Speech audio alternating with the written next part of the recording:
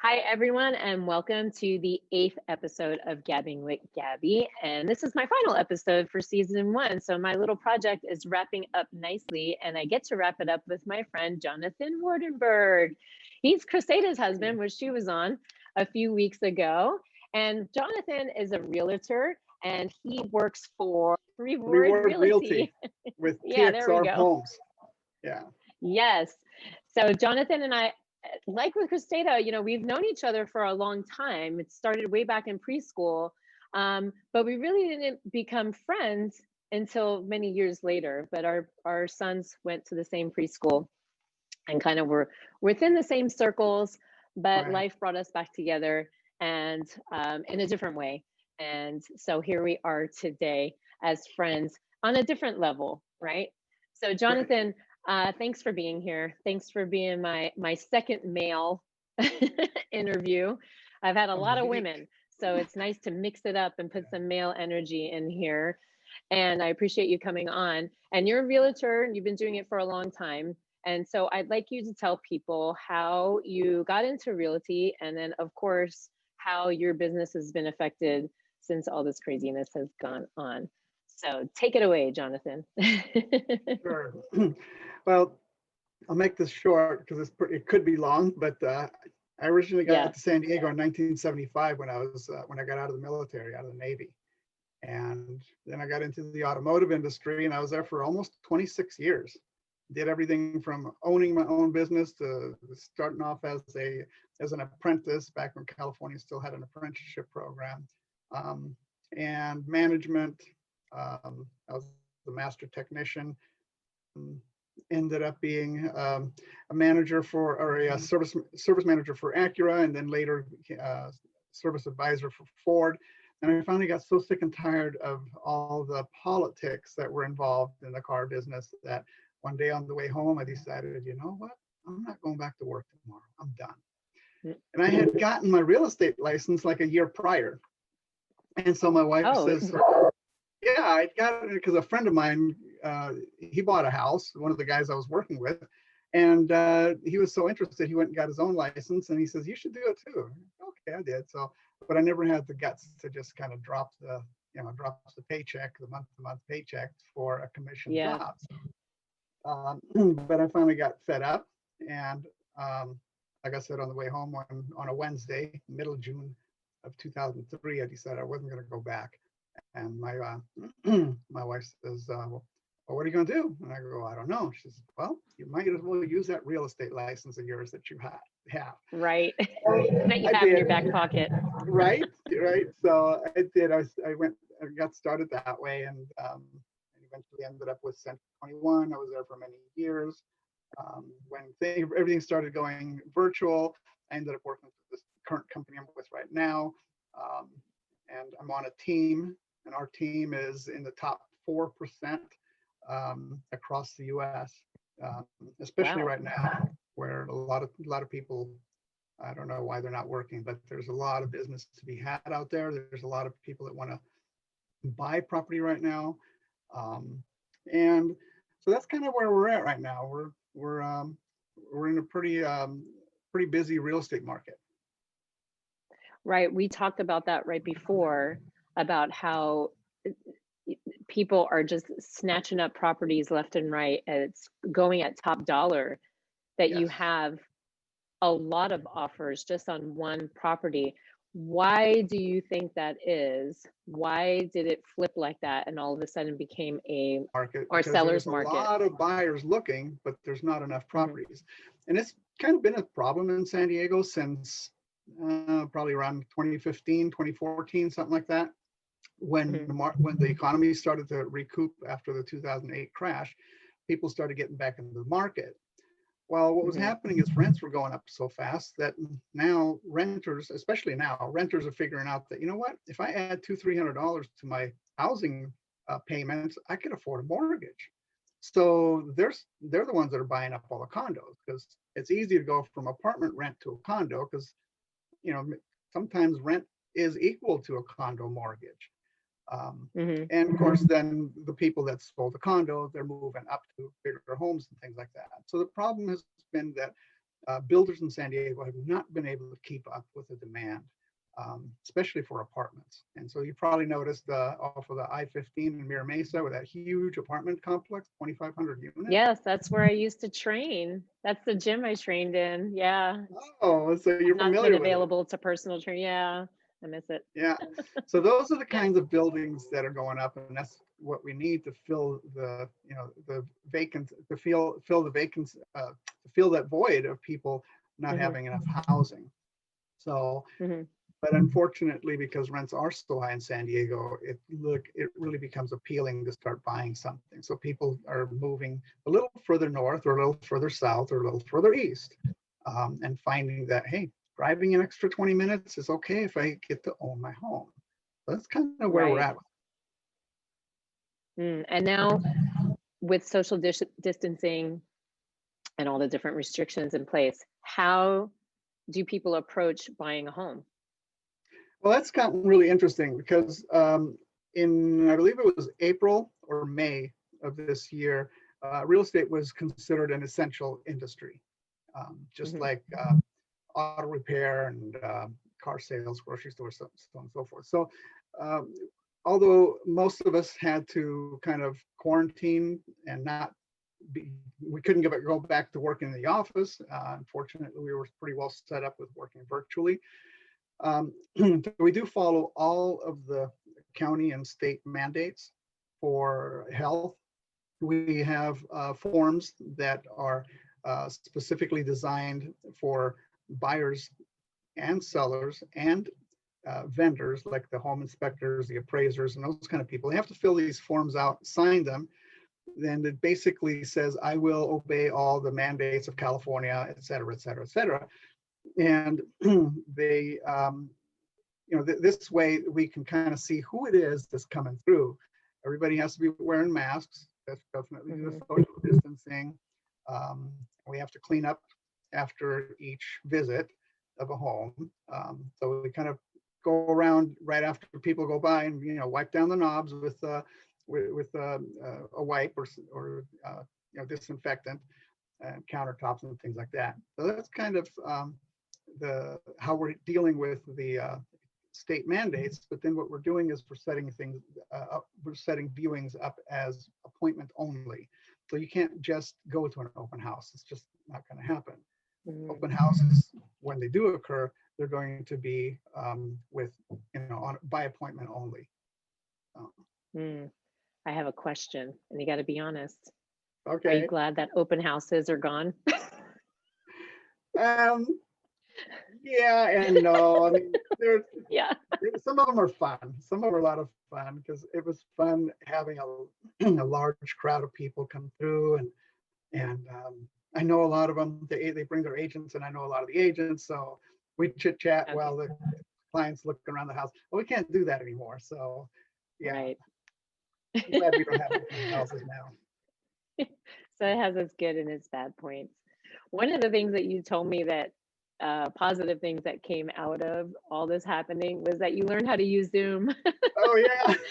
And I think that's happened for a lot of us, that we learned how to use Zoom, because up until that point, you're a face-to-face person. I think I dare to say you're a little more old school. You like to connect with people in person, face to face, heart to heart hugs, right? Right. Always heart to heart hugs. Yeah. And so now, I mean, here we are, we have to be in a virtual world. And did you find that it was difficult, or it was a little bit of a difficult transition at all for you to do that, to go from in person to now everything's virtual? No, it wasn't difficult. I adapt really well, and I love technology, so it was easy for me to pick it up. I do miss the person-to-person thing. I really miss that. And I think a lot of us really miss that. I dare to say some people are glad it's this way because they're more of an introvert and they'd rather do things across a camera. But I think most people prefer face-to-face. Yeah. So we'll get back to that when this is over. Yeah, I think so too. I think eventually things will go back to a new normal. And then eventually maybe the old normal parts of it, maybe not all, but I mean, we will go back to being able to connect with people and be around people. It's just things are a little too new and unpredictable now that Right. it's hard to go back. And, you know, we just had Thanksgiving come by, and I had to make a decision to not allow anybody over here, or I just chose not to host. It's a little more accurate. There's just a lot of other things going on that I figured, you know what, for 1 year, I think we'll be okay. We'll survive. So, Yeah. you know, it looks like we're going to come into about a year here of doing this, right? We're already, what, 9 months in? Yeah. Um, and out of your whole span of life, you know, I'm 46, right? It's this one little sliver of time, I think I'll Right. Right. survive, you know? Out of Yeah. my whole Well, well. span that I've had all this fun to do before, and I have plenty of fun to do later, you know? So yeah, it does take a little bit to adapt, but thank goodness we have Zoom and we have things like that, that we still can see people and connect. It may not be the Right. person face to face, but it's better than nothing. Imagine growing up in our time, like in the 80s, forget it. Or the What would 60s, we like my do? time, right? So, Trying to, you know, but young you up, yeah. Jonathan. Now, out of being in COVID times, people usually develop a little side hustle, I'm learning. This is my side Right. hustle. And you are looking into a side hustle too, and maybe it becoming more than just a high side hustle, maybe becoming your thing, but you are looking into doing some life coaching. And Yeah. I want to I'm know more about that, please. okay. So it's going to be a lengthy transition, I believe, because I really do love real estate. Mm-hmm. But I've been doing this for nearly 20 years now, and so I'm thinking within the next 2 to 3 years, I want to kind of merge over into doing coaching. Mm-hmm. Probably do a little bit of business and real estate coaching, but I want to kind of start moving over towards life coaching, um, especially since this whole last 9 months has woke me up to the fact that there's a lot of people that are really hurting, and Mm-hmm. they need answers, and they're not getting the answers they want, or they need, I should say.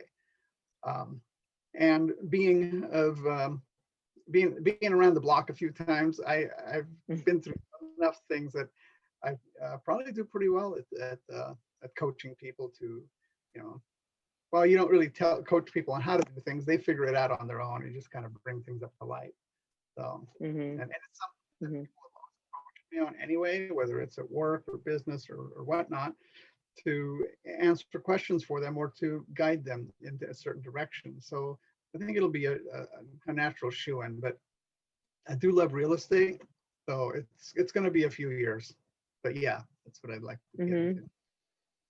Yeah, I can definitely see you doing something like that because you're a very compassionate person, right? And you hold a bucket very well. You know that term, holding a bucket, where someone just needs basically someone to listen to them.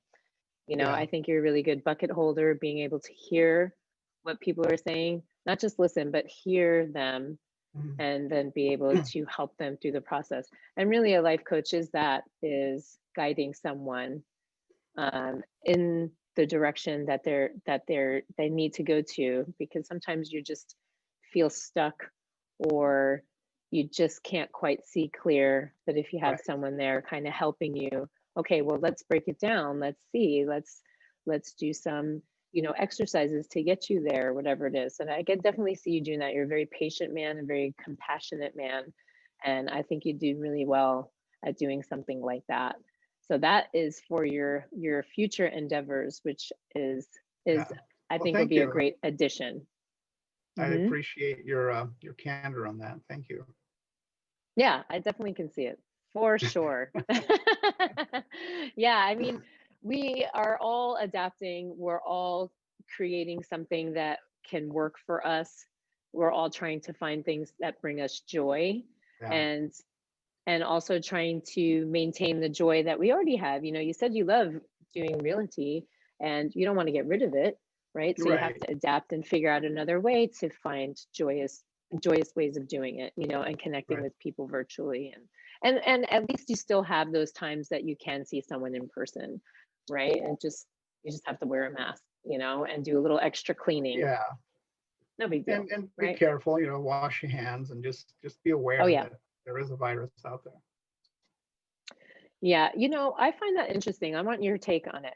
When they announced that there's this pandemic, this virus, wash your hands, and the first thing that we all did, and I'm just saying we in general because it's not the first thing I did, just in general, was bought all the toilet paper and all the paper towels. And I remember going to the store and there were shelves filled with soap. And I was buying soap. I was buying 3 or 4 bottles of soap at a time. Just like, I better get the soap because it's going to go. The soap is going to go. I mean, clearly, right? No, couldn't find toilet paper and the paper towels disappeared. It's happening again right now. It's weird. What do you think that is? What do you think that made people, where's the connection there? Why wouldn't you go buy soap to clean your hands? The one thing that they're telling you, wash your hands, wear a mask, do these 2 things, it'll help. It'll keep you safe. No, I'm going to buy toilet paper. You know, I don't know. I've pondered this on several occasions, and I'm sure you've seen all the jokes and the memes on social media about, you know, birthday cakes made of toilet paper rolls and just silly things.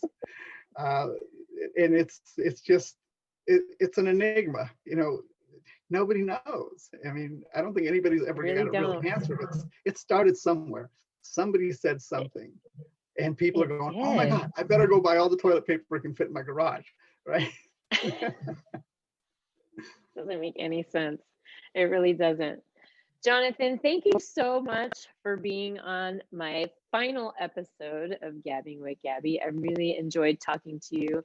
I love the insight into what's going on in the realty world. I'm sure other people were wondering, how is this happening? How does this business continue without being in person? Well, there's always a way. We're humans and we adapt well, is what I'm learning through these interviews. Yeah. If anyone wants to have some more questions answered or has concerns or whatever, I'm always open to taking calls or emails or whatever. Yes. So we're going to put all Jonathan's contact information in the description below. So if you have realty questions or you're looking to buy or sell your house, he's the man to go to. He's very honest, he's very kind, he's very compassionate, and he's very fair. So I highly suggest using Jonathan for those needs. And I thank you again, Jonathan, for being on here. And so if you like it, please share it, please subscribe, hit the little bell somewhere on this screen. I don't know how to do that part yet, but I will learn because I'm learning as I go. Yes, we're all learning. Thank you, Jonathan, for being here. And thank you guys for watching. And I'll see you next time on Gabbing with Gabby. Okay. Bye. May the force be with you.